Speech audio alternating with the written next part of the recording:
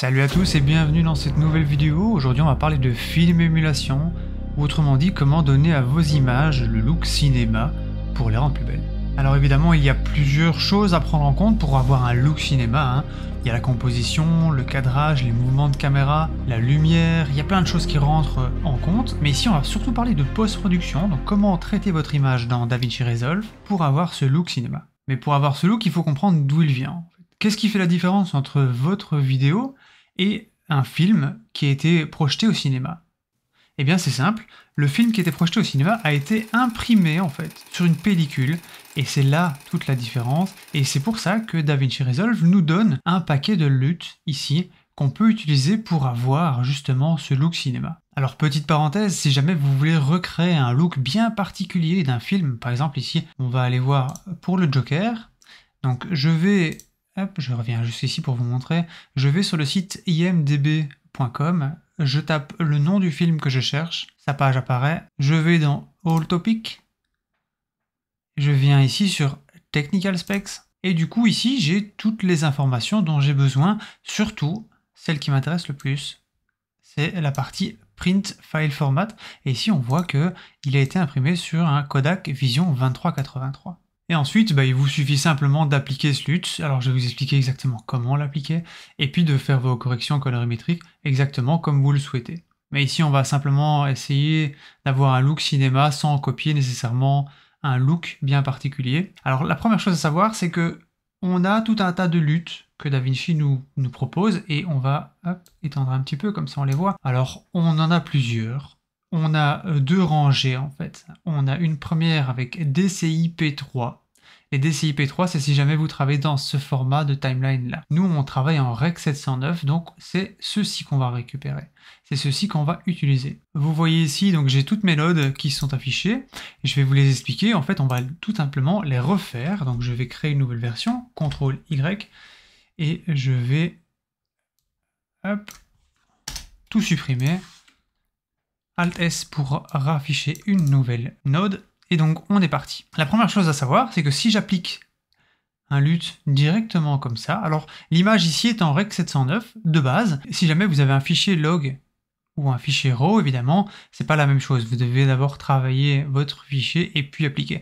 Mais ça, si jamais vous le souhaitez, mettez-le moi en commentaire et je ferai une vidéo là-dessus sur comment travailler les fichiers en log et comment travailler les fichiers en RAW. Ici donc on va travailler simplement la partie 709, donc mon image est déjà normalisée, on va dire ça comme ça, et je vais pouvoir utiliser un LUT. Alors il y a plusieurs LUT, vous voyez, on a les Fujifilm ici, on a les Kodak. Alors pour accéder à la partie LUT, je ne l'ai pas mentionné, c'est ici, vous voyez, on a la petite fenêtre LUT qui s'ouvre, on peut aussi clic droit, LUT, et venir dans Film Look, et on les a tous ici. Donc, on a Fujifilm, Fujifilm et Fujifilm. Vous voyez que ce qui change, c'est le 55, 60, 65. En fait, c'est la température des couleurs. Donc, 55 plus chaud, 65 plus froid. Bon, 55, 60 et 65. Et en fait, le 60, c'est le neutre. Donc, nous, on va utiliser le 60. Je vais le mettre dessus, et là vous dites oh, c'est un peu trop contrasté. Alors l'erreur que souvent on fait dans ces cas-là, c'est qu'on vient dans la partie key ici, et on vient diminuer en disant je vais diminuer l'intensité pour avoir, sauf que c'est pas du tout comme ça que c'est censé fonctionner. En fait, il faut savoir, et ça c'est quelque chose que je ne vois pas souvent sur YouTube, il faut savoir que ces LUT ici sont effectivement prévus pour le Rec 709, mais attention, il y a une subtilité. On va faire Shift S pour rajouter une node avant. Je vais venir sur le Color Space Transform. Et il faut savoir que ces LUT sont faits pour être utilisés avec le Cineon Film Log. Et là, on a notre image qui est normalisée avec, si on fait ça, avec donc notre look cinéma. Ensuite, si jamais maintenant, seulement maintenant, si jamais je veux diminuer l'intensité, je peux clic droit ici, faire une Compound Node, hop, et là je peux diminuer l'intensité de la node complète. Ok, ça c'est la première étape. Donc on va ici décompose, on garde les deux. À savoir que ceci doit aller dans fin de votre correction. Ça veut dire que si vous voulez faire d'autres ajustements de look, ils se passent après, mais les corrections doivent se passer avant. Puisqu'en fait, ici, on va transformer le signal.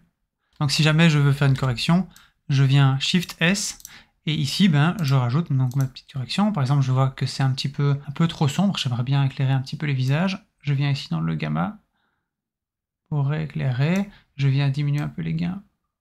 Voilà. Et ici, donc si je fais... Voilà. Et donc là, j'ai un petit look qui me plaît bien. Deuxième chose, pour avoir le look cinéma, c'est la nouvelle node qui est ici, Elation. Alors, je vais vous montrer l'erreur que là, on va faire d'abord. Donc, hop, je viens ici et je viens la mettre à la fin.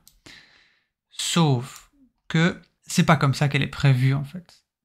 Cette node-ci, ce Elation, est prévue pour être mise en tout début de l'arbre. L'effet qu'elle donne sur la vidéo, c'est un effet que vous avez quand vous imprimez votre pellicule depuis la caméra. Donc quand la caméra tourne et qu'elle imprime directement la pellicule, c'est cet effet-là qui est donné. Donc en fait, je vais appuyer sur E, donc je maintiens la node, j'appuie sur la touche E, et je viens la remettre, et là. Donc on revient ici, rappelez-vous, ça c'est à la fin, ça c'est notre correction, on peut la déposer vers le haut, et ça ici, c'est donc la node Elation. Alors je peux voir qu'est-ce qui est utilisé. Alors le Elation, qu'est-ce que ça fait? En fait, on va hop, zoomer. Alors je vais, voilà, comme ça vous voyez mieux. Alors qu'est-ce que cette node me permet de faire concrètement? Eh bien vous le voyez ici, la première chose, la première possibilité que cette node m'offre, eh bien c'est d'avoir cet effet un petit peu, on peut l'enlever, vous voyez, sur les hautes lumières, pour justement avoir ce petit halo juste sur les hautes lumières qui en fait qui est typique des films directement fait au niveau de la caméra. Je peux voir ici et déplacer simplement pour choisir les hautes lumières qui sont affectées. Et je peux choisir ici la puissance en fait de l'effet. Hop. Voilà. Je peux changer tout un tas de choses. Je vous conseille de ne pas suivre exactement ce que je fais, mais par exemple de prendre un fichier à vous et de l'essayer sur ce fichier pour voir un petit peu. Vous voyez, ici ça donne vraiment un chouette effet. Et qu'est-ce qu'on a d'autre? Eh bien, on a un secondary glow.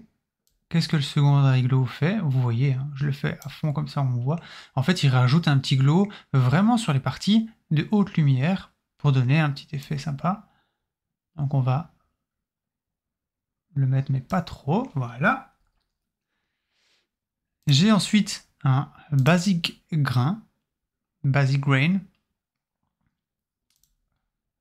et ça rajoute un grain. Alors en fait, c'est ici, c'est la même chose que si vous ajoutiez la note grain. Hein. Donc par exemple ici, je vais ajouter la note hop, film grain ici. C'est exactement la même chose. Vous avez un peu plus d'options sur la film grain, donc si jamais ça vous convient pas, vous pouvez le rajouter. Alors, à savoir, le grain aura un effet différent si vous le faites avant votre correction. Donc par exemple ici, si jamais je le mets là, ou si je le mets à la fin, il y aura un effet différent. Donc ce que je vous conseille de faire, c'est qu'une fois que vous savez que vous allez utiliser l'effet grain, mettez-le sur une node et puis déplacez-le pour voir un petit peu l'effet, parce que vous allez vraiment avoir un effet différent si vous le mettez au début de l'arbre ou à la fin. Donc ici, on l'a mis dans la même node que celui-ci. Et là, ici, c'est pour justement le Global Adjustment, donc pour vraiment ajuster de manière globale. Et je peux ensuite simplement venir ici modifier. Si jamais je vois que l'effet est un peu trop prononcé, je peux venir le bouger. Pour terminer, donc, hop, on a notre Elation, on a notre correction, on a notre film look. Et je vais venir terminer, mettre la petite cerise sur le gâteau. Mais ça, c'est une petite subtilité propre à mon workflow. Donc ça, c'est à vous de voir s'il vous convient ou pas. Et je vais venir mettre la note glow. Alors là, c'est là que vous me dites, ah, what? Et je vais venir ici dans Composite Type, Soft Light, Shine Threshold.